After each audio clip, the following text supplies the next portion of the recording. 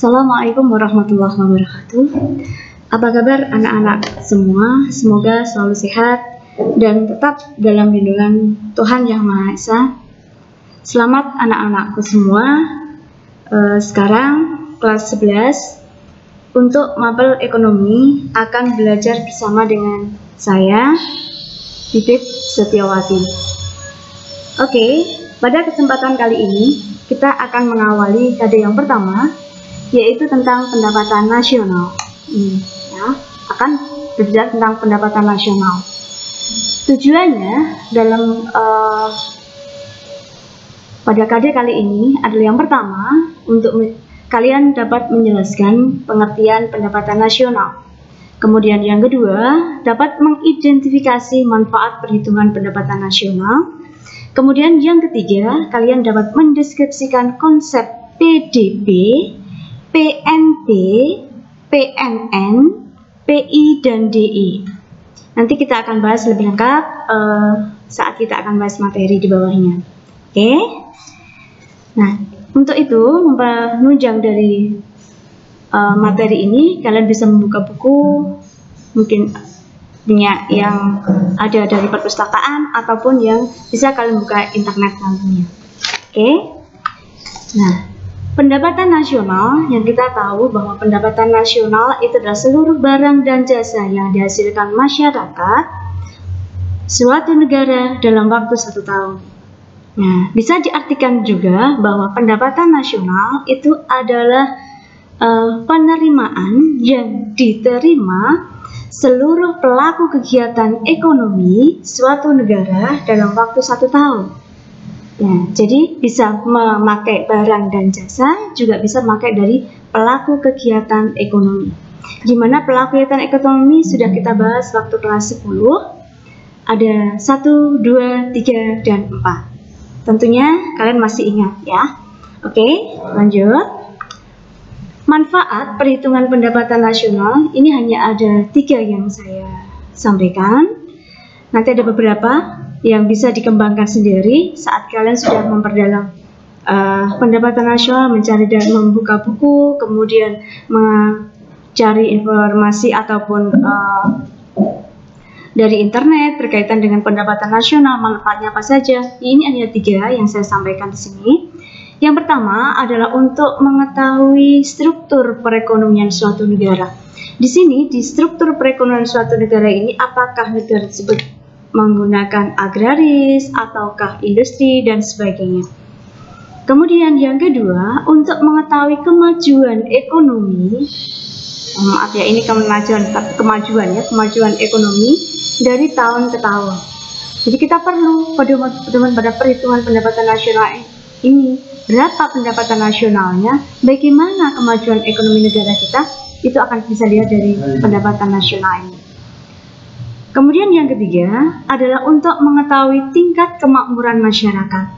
Ya, jadi manfaat perhitungan pendapatan nasional 3 ini ya pokoknya saja yang saya ambil.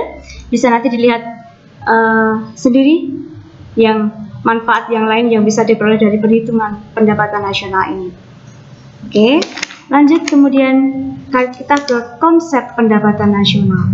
Ini yang masuk ke konsep pendapatan nasional ini, kita akan bicara tentang GDP, Gross Domestic Product, yaitu pendapatan domestik bruto.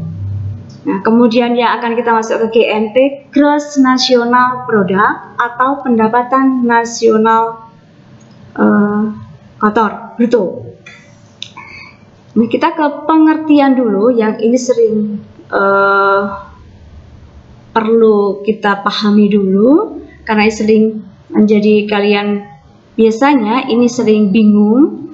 GDP ini merupakan jumlah hasil produksi masyarakat dalam negeri, ini WNI, di dalam negeri. Jadi hasil produksi masyarakat dalam negeri di dalam negeri ditambah hasil produksi masyarakat asing WNA di dalam negeri, tetapi tidak termasuk hasil produksi WNI di luar negeri. Ini merupakan pengertian dari GDP. Jadi hanya menjumlahkan seluruh produksi masyarakat warga negara Indonesia ataupun warga negara asing yang berproduksi di dalam negeri saja.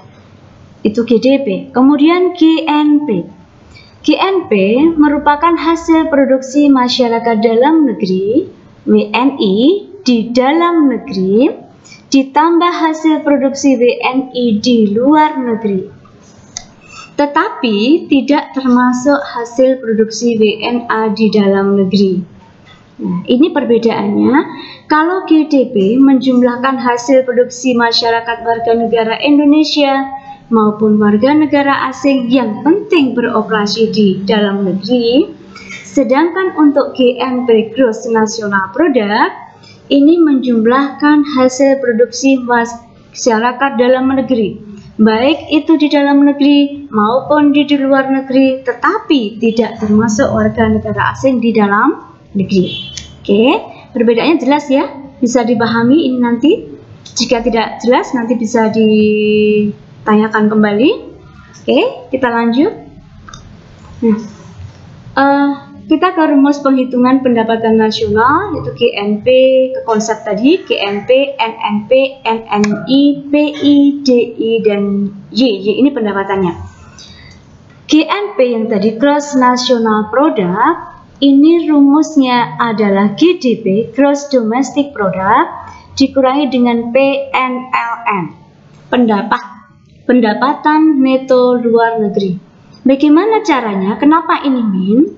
Selama negara itu masih masyarakat, hasil produksi masyarakat warga negara asingnya di dalam negeri lebih banyak daripada hasil produksi warga negara Indonesia di luar negeri lebih sedikit, maka rumus GNP-nya adalah GDP min PNLN. Kapan akan menjadi GNP? Ini adalah rumusnya GDP plus PNLN. Di saat hasil produksi masyarakat Indonesia di luar negeri lebih banyak daripada warga negara asing di dalam negeri. Tapi selama kita investasi asing di dalam negeri lebih banyak daripada investasi Indonesia di luar negeri, maka rumus GDNP ini akan GDP min PNLN. Nah, oke. Kemudian NNP, Net National Product, atau produksi nasional bersih. Ini rumusnya adalah GNP dikurangi dengan depresiasi plus replacement. Depresiasi adalah penyusutan, replacement barang pengganti modal. Nah, bagaimana nanti kalau seandainya ini depresiasinya tidak ada, maka GNP-nya hanya dikurangi dengan replacement. Tetapi jika depresiasinya yang ada, replacement-nya yang tidak ada, maka GNP untuk mencari NNP. Ini adalah rumusnya GNP dikurangi dengan depresiasi saja. Oke. Kemudian NNI. NNI ini adalah Net National Income, produksi pendapatan nasional bersih. Kalau ini NNP Net National Product, pendapatan nasional bersih. Kalau NNI Net National Income itu adalah pendapatannya. Kalau ini produknya dan ini pendapatannya. Oke. NNI rumusnya adalah NNP dikurangi dengan pajak tidak langsung. Nah, jadi Net National Product dikurangi dengan pajak tidak langsung. Kemudian yang berikutnya adalah PI, Personal Income, pendapatan perseorangan. Untuk mempermudah, PI rumusnya adalah di dalam kurung ini NNI ditambah dengan transfer payment lebih dulu. Dengan catatan dalam data transfer payment ini ada datanya. Tetapi kalau tidak ada bagaimana?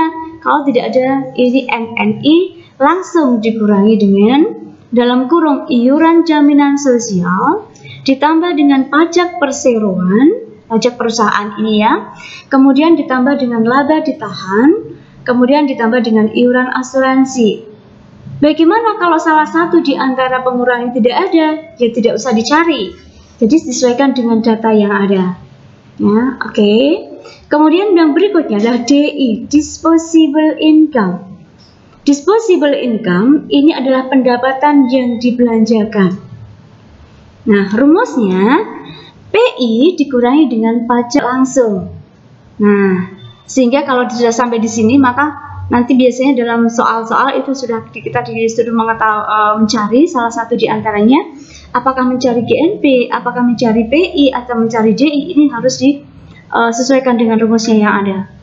Nah, kemudian ada rumus Y itu pendapatan ini rumusnya C plus X. Jadi kadang-kadang dalam soal ada konsumsi, ada tabungan, sehingga dari DI ini sama dengan Y yang akan dibelanjakan. Sehingga rumusnya kalau ada data konsumsi, maka ada tabungan, ada Y-nya, atau mencari konsumsi ini nanti bisa dicari jika DI ini sama dengan Y. Oke? Ya, saya harap kalian jelas dan bisa memahami. Lanjut. Nah, ini kita ke soalnya. Nah, dari data ini bisa diketahui, ini rumus dari yang di atas tadi. Misalnya soalnya adalah diketahui data pendapatan nasional suatu negara tahun 2019. Nih, GDP akan diketahui, GDP-nya adalah Rp800.000. Produk yang dihasilkan masyarakat asing di dalam negeri Rp50.000. Produk yang dihasilkan masyarakat nasional di luar negeri Rp40.000. Penyusutan dan penggantian barang modal Rp20.000. Pajak tidak langsung Rp40.000. Laba yang ditahan adalah Rp30.000. Pajak perusahaan atau perseroan Rp20.000. Transfer payment Rp18.000. Pajak langsung Rp6.000. Hitung besarnya DI. Dari soal ini dasarnya dari rumus yang di atas tadi. Nih, nah, untuk mencari DI berarti unsur dari yang pertama penghitungan GNP ini harus dikerjakan lebih dulu.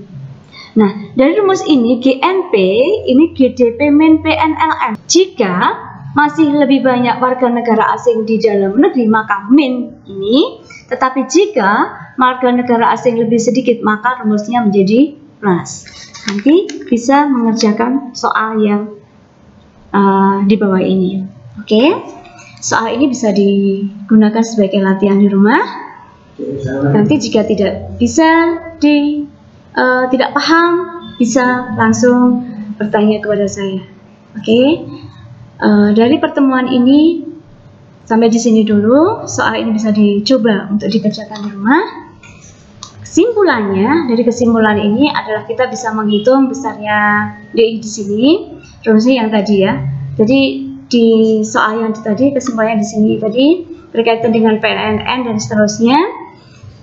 Maka harapannya adalah nanti kalian bisa menghitung besarnya DI dari rumus yang di atas. Itu aja dari pertemuan kali ini. Semoga bermanfaat dan bisa menjadikan kalian lebih semangat lagi untuk belajar ekonomi. Assalamualaikum warahmatullahi wabarakatuh.